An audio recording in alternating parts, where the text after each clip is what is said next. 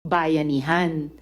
Pero nung pumasok sa eksena, bandang 2017, ang persona ni J. Renz, si Senyor Aguila, ay dun nagsimula. Ayon sa research namin, dun nagsimula yung pagbabago ng nature ng organisasyon. Dahil hindi na siya naging pangbayanihan talaga, tulad ng itinatag ng lola ninyo, pero nakasentro na sa persona niya. Kaya't nagkaroon ng mga katangian ng kulto. At lalo na, pagkatapos ng lindol ng 2019, lalo na nung pumasok yung pandemya hanggang ngayon, kaya pumasok itong mga pang-aabuso na natago ng ilang mga taon, pang-aabuso sa mga bata. So, iyon yung aming nasa liksik, no?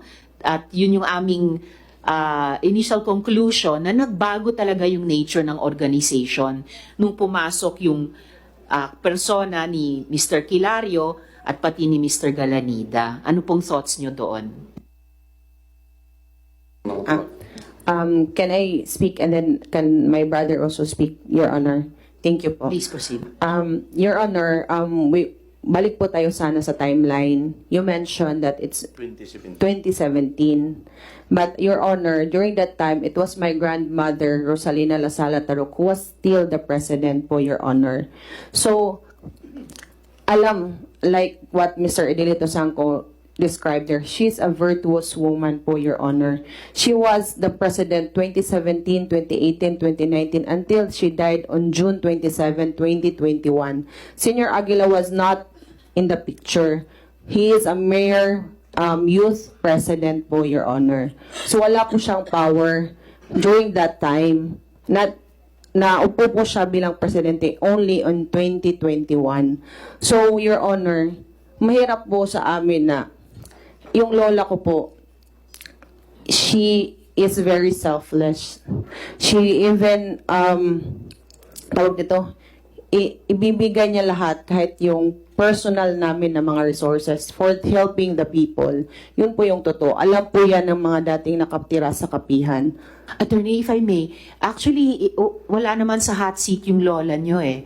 Yung ibang mga tao nga concerned tungkol sa lola nyo, concerned pa tungkol sa nanay ninyo. Pero can you shed light on, ito yung sinabi, yung kwento nyo, ito yung inyong perspective tungkol sa 2017. What about po nung 2019, nung naglindol sa Socorro na umakyat ang higit 3,000 tao, kabilang ang higit 1,000 mga bata. Sa pananaw nyo, ano yung nangyari nung taong yun na 2019? Mr. Chair, yung kuya ko po talaga yung right person to answer that question. Okay. Can he speak, please? Yeah, you have the floor. Mr. First name? Raldin Tarok Florano. Raldin Tarok Florano. Go ahead. Sir, before ako sasagot, sir, kasi yung Senate hearing, di ba, ang katotohanan ang dapat mano natin. So itong sasabihin ko sa inyo, sir, kahit, kuya mo ko yung tudlo. Kahit lagyan nyo pa ako ngayon ng lie detector test. Payag ako. Baka sabihin nyo, naabay nagkuhan na, nagawang na ho ba? Unang-una, nung sinabi ninyo, Senador Reza, na 2017, kalukuhan yun. Kasi bakit? Noong 2017 na sa 2019, until 2021, buhay pa yung aking lola. Mr. Chair, bago lang po magpatuloy, sir, wag po natin gagamitin yung salitang kalokohan. Okay. Kasi kami po na nagpa-file ng mga resolusyon, nagkukonduct Sorry, ma'am. Wala pong kalokohan kaming, Okay. hanggat kaya namin, pinalalampas. Okay. So ito po ay mga itinatanong namin sa inyo na sa pagkaalam namin ay facts, at kapag magbibigay kayo ng ibang facts, makikinig po kami at titimbangin Okay. namin. So, yung salitang Sorry po, kalokohan po hindi po nagbebelong sa ganitong pagdinig, I believe, Mr. Chair. Salamat So, kayo. strike out from the records yung sinabing kalukuhan. Sorry po. You just present the facts. Okay. If you know that mali yung facts namin, you correct us. Ganun lang kasimple. Sabihin mo lang, sir, ganito, itong totoo. Oh, ganyan, ganyan. ito yung totoo, sir. Sige, sige. Go ahead. 2017, dito kami nagpuyo sa lungsod. So wala pa kami sa bukid, sir. So doon pa kami sa Municipality of Socorro, not in the barangay Siring. Ngayon, noong lumindol, ganito yun nangyari. 2019, February 8, 2019 yung lindol. So, noong time na yun, sa panang panihapon dinner, yung nag-dinner kami ng family ko, isa-isa kami pinatawag ng aking lola. So, sabi ng aking lola, namantay juta sa Sungkoy, basin daw mag-tsunami. So, isifty namin yung sa mga sarili namin, lalo na yung mga anak namin. So, sabi ko sa aking lola, kung muldagan ta sa barangay Sungkoy diha sa gitawag na mo og kanang guest house sa Sungkoy, Itagalog mo Oh. para... kung tayo ay pupunta ng barangay Sungkoy, may yung kasi ng junction sir sa river at saka yung dagat. So, kung posibleng may mag-tsunami, sigurado walang mabubuhay sa amin kahit isa.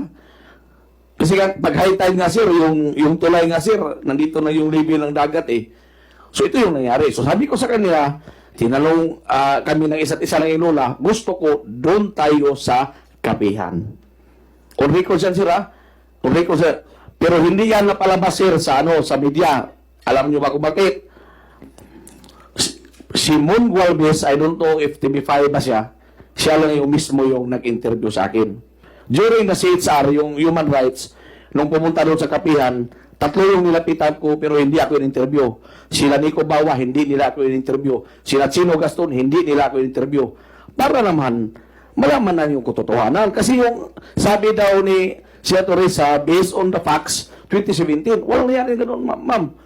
Actually, yung 2019, yung pagtakbo namin sa bukid, ma'am, ako yung nag-suggest. Now, Mr. Chair. okay. Mr. Chair, kasi nababanggit madalas ni Sir at ni Attorney Den yung kanilang lola. So pagkatapos po ni Sir, gusto ko rin po sanang maitanong si Jeng Plaza na kusinero ni Senyor Aguila dahil napaka-importante po talaga yung persona ng lola nila at wala pong nag-aakusa sa kanila ng kahit ano. Si Jeng Plaza ay pwede po, Mr. Chair, mag-testify na na-overhear niya si J. Renz Kilario at si Mamerto Galanida na nag-uusap tungkol sa pag-overthrow kay Ma'am Rosalinda. Kasi napag-uusapan at napagtatalunan yung timeline, sino ang presidente noon, and in effect, sino ang may control sa organisasyon at sa nature ng organization. So, importante po itong maitatanong po natin, Mr. Chair, kay Jeng Plaza. Salamat kayo.